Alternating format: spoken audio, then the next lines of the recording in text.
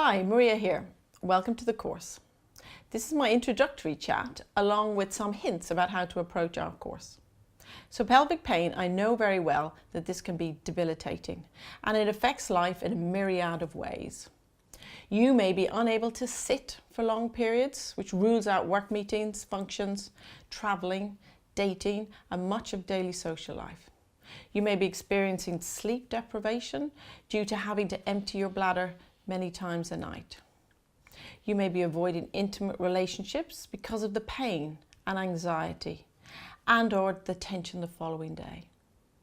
You may be really tired of putting on an "I'm okay" mask every day or of explaining a much misunderstood condition to those who might think it's psychological. You may be finding it hard to receive the right kind of support, confused by the conflicting advice and the often downbeat messages of internet forums. So it's not surprising that many people become trapped in a cycle of avoidance, exhaustion, pain, anxiety, tension and depression. Dealing with your pelvic pain can become a daily battle. So you might be asking yourself, why me? Why have I got the pelvic pain? Well, your system is unique and it needs to be recognized as such. Here are some possible factors that can contribute to your pelvic pain. They may be hormonal, genetics, a traumatic childbirth. You may have had trauma, early life trauma, which could have been emotional or physical. You might have ongoing stress and anxiety. You could have had an unpleasant medical intervention, which has flared your pelvic pain. You could have had a fall, a bladder infection, or you might have some postural issues. Commonly, several of these issues are relevant, and no one strategy or tool will suddenly make you better. This is something that the medical system sometimes fails to recognize. So is there hope? Yes. Look, the internet is full of scare stories and forums which promote despair and not hope. It's worth pointing out here that people often visit the internet and share their stories at their lowest moments. Few people return to celebrate their successes. But here on our course, we are taking practical, patient, doable steps to start improving things. What we highly recommend is that in addition to taking our course, you have a practitioner or a doctor who's willing to accompany you on the journey.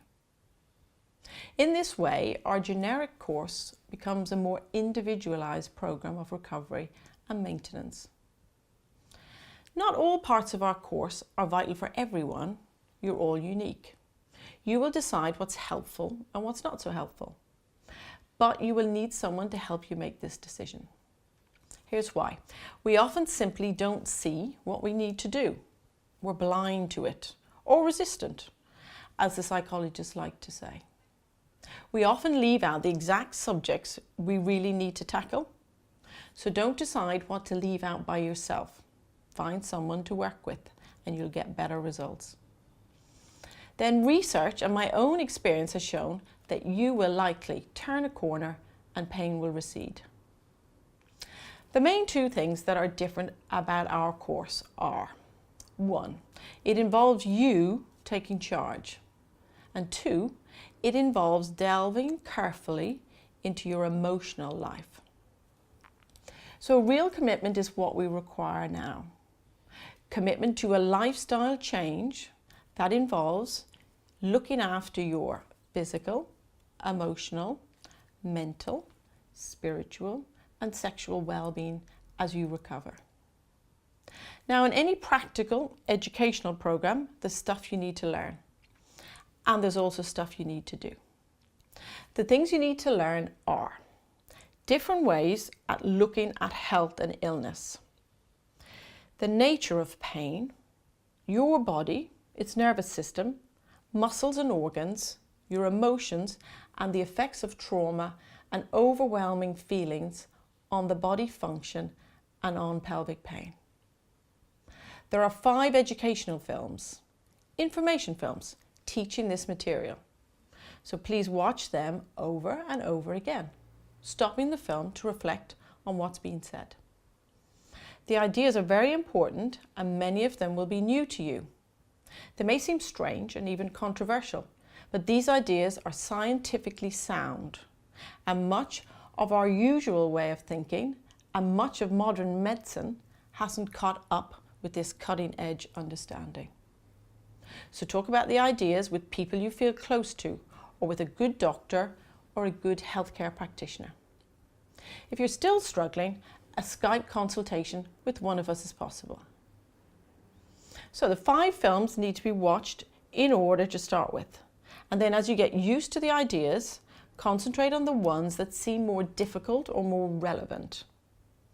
The information films will allow you to understand better what you're trying to achieve in the audio exercises. The audio exercises get you to use the part of your brain that can reorganize how nervous energy, emotions, and painful sensations are produced in the body. They are purposefully repetitive and teach you to utilize your own self-healing abilities. These audio exercises make the physical exercises more effective, and the physical exercises make the audio exercises more effective. But they are also achieving different things. The audio exercises must be done repeatedly in order until you are achieving the effects we need.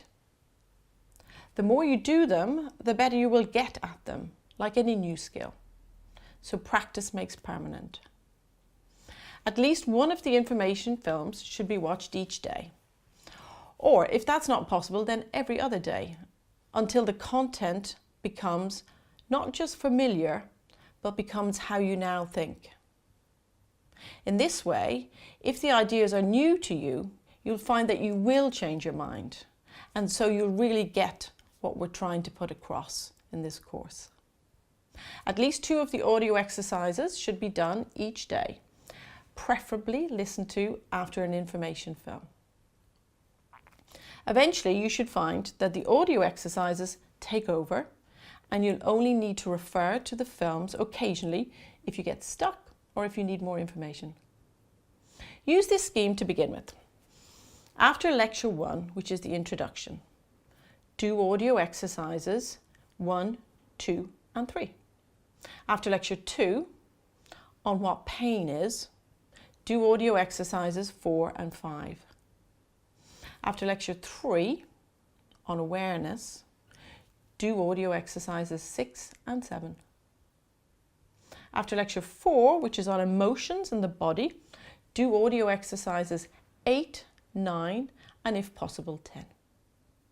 And finally, after lecture 5, which is trauma and the body, do audio exercises 11, 12, and if possible 13 and 14. Do not worry if you don't stick exactly to this scheme. The films of physical exercises have a structure also that will run alongside the information films and audio exercises. The order and regularity and frequency of these physical exercises are described in the next section. Note, the physical exercises can be done quite separately from the information and audio exercises. They are parallel parts of the course. That is, it's not necessary to follow a particular physical exercise by a particular audio exercise or information film, or the other way around.